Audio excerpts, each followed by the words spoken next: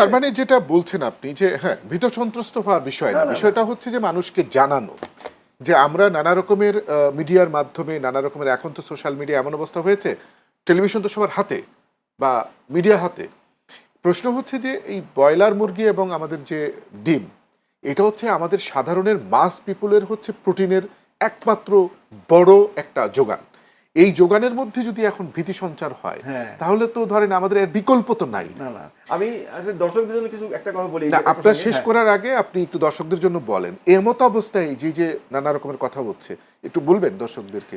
আমি যে কথা বলতে চাচ্ছি, দর্শক মণ্ডলী আপনারা যারা শুনছেন, ক্রোমিয়াম সংক্রান্ত বিষয়ে আপনাদের যে ভুল ধারণা সেটি আসলে এরকম যে এটি একেবারেই সীমিত, এখন নাই বললেই চলে, কারণ আমাদের ট্যানারিগুলোর পরিবর্তন এসছে। আরেকটা কথা আমি আপনাদেরকে বলি যে আমাদের যে 95 মানে 95%-এর বেশি যে ফিড উৎপাদন হচ্ছে এবং বড় বড় ফিড মিল এটা উৎপাদন করছে, এবং আপনি এই ফিড মিলগুলো যে সমস্ত ইনগ্রেডিয়েন্ট ব্যবহার করে, ভুট্টা, গম এবং সয়াবিন, এগুলো কিন্তু আমরাও খাই। যদি আমরা খেতে পারি, ব্রয়লার কেন খেতে পারবে না? ব্রয়লারকে খাওয়ানো হয়, ব্রয়লার সেটা খায়, খাওয়ার পরে সেটাকে হজম করে, হজম করার পরে সেটা পরিশোষণ হয়, হয়ে তারপরে সেটা মাংসে যায়, তারপরে সেখানে কি আসলে এই ধরনের জিনিস থাকার কথা কিনা? থাকার কথা না, এবং আসলে নাই।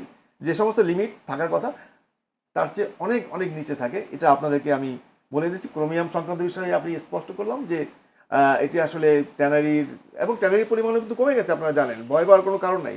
বাংলাদেশে আসলে প্রসেস বেশি হয় না কিন্তু, এবং যাও ভালো জিনিস হয় সেটা নিয়ে যায়। আচ্ছা, ধন্যবাদ আপনাকে। আমার মনে হয় যে আপনারা ভীত সন্ত্রস্ত হবেন না। অত্যন্ত মূল্যবান একটি কম দামে ভালো জিনিস আমরা পাচ্ছি, সেখান থেকে আমাদেরকে মুখ ফিরালে চলবে না। এই ইন্ডাস্ট্রিকে যদি বাঁচিয়ে না রাখি, আপনার সন্তান আমার সন্তান কিন্তু পরবর্তী সময় পুষ্টিমান সম্পন্ন খাবার খেতে পারবে না। আচ্ছা, ধন্যবাদ আপনাকে। আপনি একটু বলবেন দর্শকদের জন্য যে এই যে আমরা শুনছি যে নানা রকমের সমস্যা তৈরি হয়েছে, নানা রকমের কথা শুনছি, এই বিষয়ে উনি বলছিলেন একটা বায়ো সেফটি সিকিউরিটির একটা টোটাল প্ল্যান, একটা কমিটি হওয়া উচিত। দর্শকদের জন্য আপনার হাতে 1 মিনিট সময়, একটু বলবেন।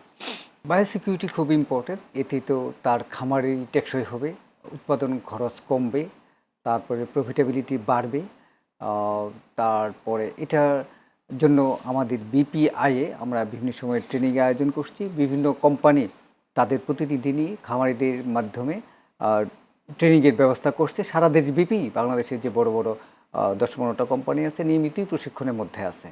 পোলট্রি, ব্রয়লার মাংস এবং ডিম সম্পূর্ণ নিরাপদ, এতে ভয় বা আতঙ্কিত হওয়ার কিছু নেই। আরেকটা বিষয়, যেটা আমাদের 17 কোটি প্লাস মানুষ আমরা, কিন্তু 6.5 কোটি ডিম, এটাও আমাদের উৎপাদন খরচে কম মূল্যে বিক্রি করতে হচ্ছে, কারণ এই বিষয়ের পুষ্টিগুণ সম্বন্ধে আমাদের সচেতনতার খুবই অভাব। ডিমের ভিতরে যে ভিটামিন মিনারেল রয়েছে আমাদের পায়ের মাথা চুল থেকে পায়ের নখ পর্যন্ত সুস্থ রাখতে গুরুত্বপূর্ণ ভূমিকা পালন করে। আমরা হয়তো 20-25 টাকা দিয়ে ধূমপান সহ, ড্রিঙ্কস সহ নানাবিধ জিনিস খেয়ে থাকি, অথচ একটা 50 থেকে 60 গ্রামের ডিম থেকে প্রায় 70 কিলো এনার্জি পেয়ে থাকি, 6.3 গ্রাম প্রোটিন পেয়ে থাকি, 5.3 গ্রাম ফ্যাট পেয়ে থাকি, কিন্তু আমরা করছি না, এদিকে গুরুত্ব দিচ্ছি না। তারপরে শিশু ব্রেন ডেভেলপমেন্টে ভূমিকা রাখে। তারপরে নট অনলি দিস, ডিম খেলে ডায়াবেটিস বাড়ে না, ওজন বাড়ে না, ক্ষতিকর কোলেস্টেরল নেই। আমাদের সচেতনতার খুবই অভাব। আমরাও চাইব আমরা যেন সামাজিক যোগাযোগ মাধ্যমে নিজেরাও প্রচার করি। আমরা গভর্নমেন্টকেও বলবো সরকার যেন তার মন্ত্রণালয়ের মাধ্যমে যোগাযোগ, তারপরে স্বাস্থ্য শিক্ষা মন্ত্রণালয়ের মতো যেন ডিমের গুণ একটু প্রচার করেন। তারপরে ঢাকা শহরে প্রবেশদ্বারগুলোতে বিলবোর্ড তৈরি করেন, এবং স্বাস্থ্য মন্ত্রণালয়ের সাথে সমঝোতা স্মারক করে মা ও শিশু স্বাস্থ্যের ডিপার্টমেন্টে ডিম খাওয়ার ব্যাপারে যাতে একটু পরামর্শ দেন। তারপরে হলো স্কুলগুলোতেও টিচাররা যেন ডিমের গুণাগুণগুলো বলেন। দুঃখের বিষয়, ডিমের উৎপাদন কষ্ট কৃষি বিপণন অধিদপ্তর এবং ডিএলএস এবং আরও যারা স্টেক হোল্ডার আছে সবাই মিলে 10 টাকা 19 পয়সা হলো তার উৎপাদন কষ্ট, তারপরে বিক্রি হলো 10 টাকা 58 পয়সা, 39 পয়সা প্রফিট, কিন্তু 6.5 টাকা 7 টাকা 8 টাকা করে লস প্রায় 1 বছর থেকে চলছে। একটা খামারি যদি 80%ও তার প্রোডাকশন হয়, 1000 খামারে 800 ডিমে 2 থেকে 2.5 টাকা লস দিয়ে তার 50 থেকে 60,000 টাকা মাসে লস দিচ্ছে। আমরা দেখছি খামারিদের কান্না, খামারিদের দুঃখ। অনেক খামার বন্ধ হয়ে গেছে, অনেকেই সর্বশান্ত, অনেকেই এলাকা ছেড়ে পালিয়ে গেছে। কিন্তু একটা লক্ষণীয় বিষয়, এই ক্ষেত্রে কিন্তু উদ্যোক্তা সহজেই তৈরি হওয়া যায়। বাড়ির পাশে বা আশপাশে তার নিজস্ব জমিতে একটা খামার করতে পারে, তার একটা প্রতিবেশী পরিবেশক তাকে ফিড মেডিসিন দিয়ে সহযোগিতা করতে পারে, কিন্তু অন্য কিছু কিন্তু সহজে আপনি স্টেবলিশ হতে পারবেন না। তো এই ক্ষেত্রে এই শিল্পটাকে টিকিয়ে রাখতে, খামারদেরকে ধরে রাখতে প্রফিটেবল হওয়া দরকার। আমরা দেখছি যে প্রস্তুত থেকে যায়। আমাদের শেষ করতে হবে, একদম শেষ জায়গায় চলে আসছি। জি, আপনি শেষ কথাটা বলুন। আচ্ছা, আমি দর্শকদের বলতে চাই, আমাদের বাংলাদেশে আমাদের সৌভাগ্য, আমরা প্রোটিন হিসেবে ডিম এবং ব্রয়লার খুবই সহজলভ্যভাবে পাচ্ছি এবং সস্তায় পাচ্ছি। স্বাস্থ্যের জন্য খুবই ভালো। আমরা নিরাপদে নির্ভয়ে ডিম এবং ব্রয়লার মাংস খাবো।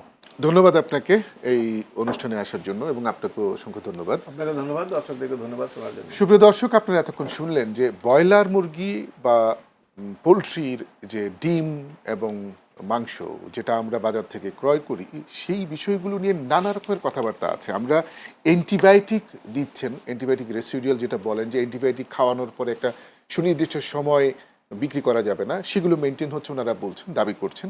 বাংলাদেশ পোলট্রি ইন্ডাস্ট্রিজ অ্যাসোসিয়েশনের একজন কর্তা ব্যক্তি এবং একজন গবেষকও বলছেন যে পোলট্রিতে যা শুনতে পাচ্ছি সেই জিনিসগুলোকে আসলে যেভাবে আমরা শুনছি ঠিক সেরকম নয়। পোলট্রি নিরাপদই আছে, কারণ সাধারণ মানুষের, ম্যাক্সিমাম মানুষের, আমাদের সাধারণ মানুষের পুষ্টির মূল যোগান হচ্ছে এই পোলট্রি, ডিম বলেন, মাংস বলেন। তো সেক্ষেত্রে যে ক্ষতিকর বিষয়গুলো, ক্রোমিয়াম বলেন, ভারী ধাতু বলেন, সীসা আমরা বলে থাকি, সেই বিষয়গুলো একেবারে নগণ্য পর্যায়ের রয়েছেন বলে ওনারা বলছেন।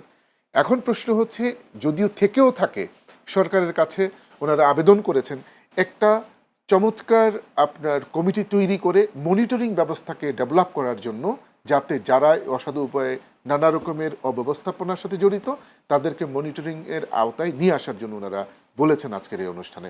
সবাই ভালো থাকুন, সুস্থ থাকুন, দেখা হবে আগামী অনুষ্ঠানে।